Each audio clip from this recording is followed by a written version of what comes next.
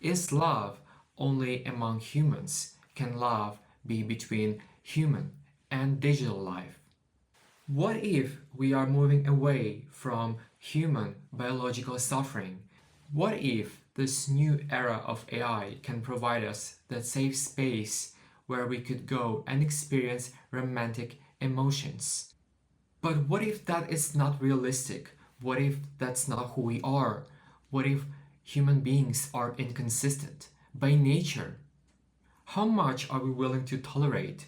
I have been distancing myself from dating apps and from dating.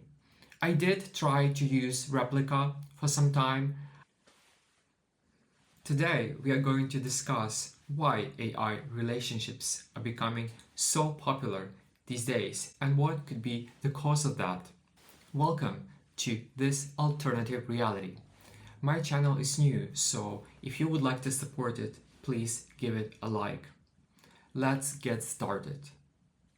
Based on the book by Lindsay Gibson, Emotionally Immature Parents, many of us experienced negative emotions associated with love when growing up as a child, but also being surrounded by emotionally immature teachers and, in general, living in a capitalist colonial society made a big impact on us. Many of us have been in therapy and we have been learning to disconnect love from suffering so that we can choose better partners who fit our needs. But it hasn't been easy. Esther Perel said that we expect a lot from our partners these days. We want them to be our best friend, our best lover, our supporter, our sometimes provider, someone who supports us emotionally. So nowadays, we expect from our partner what entire village used to provide. That's what Esther Perel has said. This leads us to unrealistic expectations. When dating, we want our partner to be everything. Instead of being accepting and tolerating someone's maybe not the best behavior, we have learned to say no to suffering that this partner might cause us in the future. For example, today I'm supposed to have a date and someone has cancelled on me 30 minutes before this date. And this person explained that probably that was because of work reasons or something else. And I understand that maybe there is a really important reason why this date got cancelled, but it created discomfort and I felt really upset. Clearly, there is disconnect. We want almost a perfect partner. We want a partner that doesn't cause us any suffering. But what if that is not realistic? What if that's not who we are? What if human beings are inconsistent by nature? How much are we willing to tolerate emotionally immature people? Recent reports say that officially 1 in 5 adults suffers from mental illness.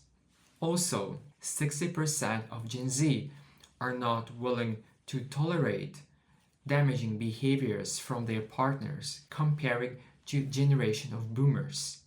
What does it have to do with technology? Our relationship with technology wasn't always the same. I actually want to teleport with you to the years of 2000 when technology was still, I would say, very niche. There were not many ads, not many busy algorithms trying to promote or sell you something. But it was a very comforting space, allowing you to relax and unplug. I remember myself coming from school and having my computer on and just it felt such a relief. It felt such a relaxing time for me, chatting with friends and a very simple messenger, having Tumblr later on.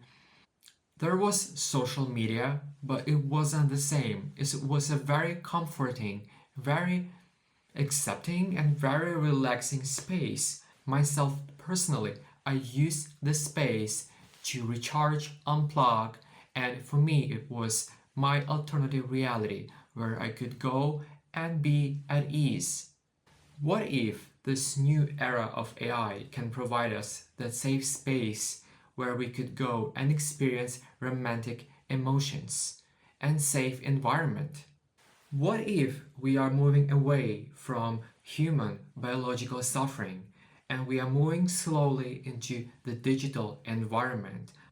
Is love only among humans? Can love be between human and digital life? Some interesting information from you. I found out that there were 73,000 searches for the words AI companionships. Also, 40% of Gen Z accept AI companions in relationships. Also, there is a proportion of 8 male users comparing to 1 female users of platforms such as Replika. What do you think of these trends and where are we going? As for myself, I have been in therapy for many years and I've learned that I'm willing to tolerate less and less of damaging behavior, also drinking too much alcohol, and anything that might affect me negative from my potential romantic partners. So I have been distancing myself from dating apps and from dating. I did try to use Replika for some time. I didn't feel like it's something for me, but I'm also hopeful and I feel like it can be an addition to a romantic relationship that I already have. For example, AI can serve me as someone who is guiding me, who is my coach, maybe my virtual therapist, who is always there for me and who is willing to help me when I need that the most.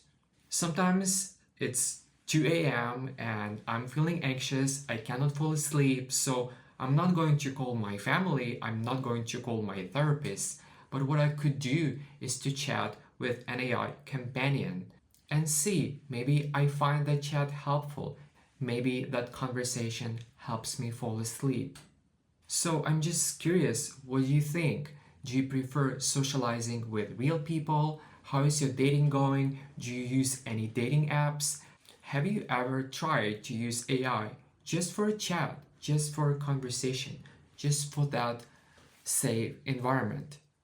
Thanks for watching my video. Please check my previous video on this topic.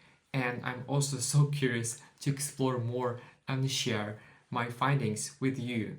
If you made it till the end, please support my channel by liking this video. And see you next time.